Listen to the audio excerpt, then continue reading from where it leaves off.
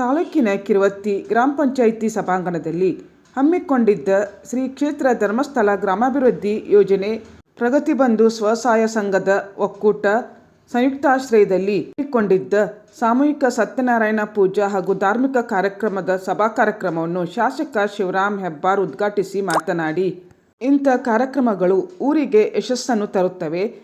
ಧರ್ಮಾಧಿಕಾರಿಯವರಾದ doctor Veerendra ಹೆಗಡೆಯವರು ಸಮಾಜದ ಎಲ್ಲ ಸಮುದಾಯದವರು ಸಮಾನವಾಗಿ ಬದುಕಬೇಕೆಂಬ ಸದುದ್ದೇಶದಿಂದ ಸ್ವಸಹಾಯ ಸಂಘಗಳನ್ನು ರಚಿಸಿ ಸ್ವಾವಲಂಬನೆಯ ಜೀವನ ನಡೆಸಲು ದಾರಿ ಮಾಡಿಕೊಟ್ಟಿದ್ದಾರೆ.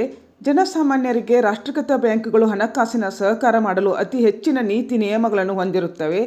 ಆದರೆ ಶ್ರೀ ಕ್ಷೇತ್ರ ಧರ್ಮಸ್ಥಳ ಗ್ರಾಮಾಭಿವೃದ್ಧಿ ಯೋಜನೆ ಜನರಲ್ಲಿ ಉಳಿತಾಯ ಭಾವನೆ, ಆರ್ಥಿಕ ಸ್ಥಿತಿ ಸುಧಾರಣೆ, ಶಿಸ್ತುಬದ್ಧವಾದ ಜೀವನ, ಮಕ್ಕಳಿಗೆ ಶಿಕ್ಷಣ ದೊರಕಿಸಿಕೊಡುವಲ್ಲಿ ಕಾರ್ಯನಿರ್ವಹಿಸುತ್ತಿದೆ ಎಂದು ಶ್ಲಾಘನೆ ವ್ಯಕ್ತಪಡಿಸಿದರು. ಗ್ರಾಮಾಭಿವೃದ್ಧಿ ಯೋಜನೆಯ ತಾಲೂಕು ಕ್ಷೇತ್ರ ಯೋಜನಾಧಿಕಾರಿ ಸಂತೋಷ್ ಎಸ್ ಪ್ರಾಸ್ತಾವಿಕ ಮಾತನಾಡಿದರು. ದಾಂಡೇಲಿಯ ದತ್ತಾತ್ರೇಯ ಸೇವ್ಕಾರ್ ಧಾರ್ಮಿಕ ಉಪನ್ಯಾಸ ನೀಡಿದರು. ಕಿರುವತ್ತಿ ಗ್ರಾಮ ಪಂಚಾಯಿತಿ ಅಧ್ಯಕ್ಷೆ ಸಂಗೀತಾ ಕೋಕರೆ ಅಧ್ಯಕ್ಷತೆ ವಹಿಸಿದ್ದರು.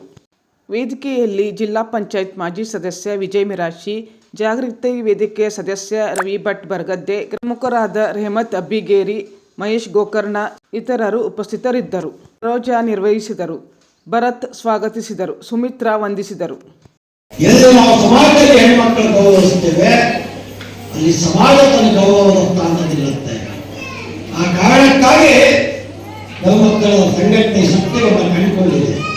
ಪೂಜ್ಯ ಕಾವಂದು ಈ ಸತ್ಯವನ್ನು ಅರಿತು ಇಷ್ಟೊಂದು ಬೃಹತ್ತಾಗಿರ್ತಕ್ಕಂಥ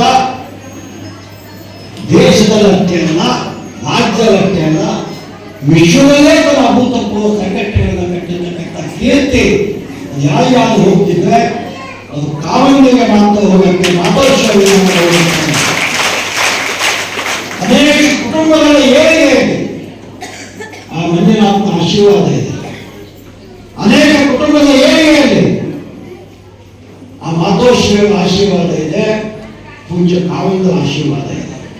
ಆ ಕಾರಣಕ್ಕಾಗಿ ನಾನು ನಿಮ್ಮೆಲ್ಲರಿಗೂ ಒಂದೇ ಮಾತನ್ನ ಹೇಳ್ತೇನೆ, ಕೊಟ್ಟ ಹಣವನ್ನು ಚೆನ್ನಾಗಿ ಉಪಯೋಗಿಸ್ಕೊಡಿ, ಹಣವನ್ನು ತಗೊಳ್ಳಿ, ಸಂಘಕ್ಕೆ ವಾಪಸ್ ಕೊಡಿ. ಅದಕ್ಕೆ ನಾನು ಶಬ್ದವನ್ನು ಹೇಳಿದೆ. ಕೋಟಿ ಕೋಟಿ ಖಜಾನೆಗಳು ಬರ್ತಕ್ಕಂಥ ಅನೇಕ ದೇವಸ್ಥಾನ ನೋಡುತ್ತೇವೆ. ಅದರ ಖಜಾನೆಗೆ ಬಂದಂಥ ದುಡ್ಡು ಪುನಃ ಭಕ್ತಿಗೆ ಅವಶ್ಯಕತೆ ಕೊಡ್ತಕ್ಕಂಥ ದೇವಸ್ಥಾನ ನೋಡಿಲ್ಲ. ಅದು ಯಾವುದಾದ್ರೂ ಒಂದು ದೇವಸ್ಥಾನ ಇದ್ರೆ ಅದು ಕಾವಂದ ಧರ್ಮಸ್ಥಳ ಸಂಘಟನೆ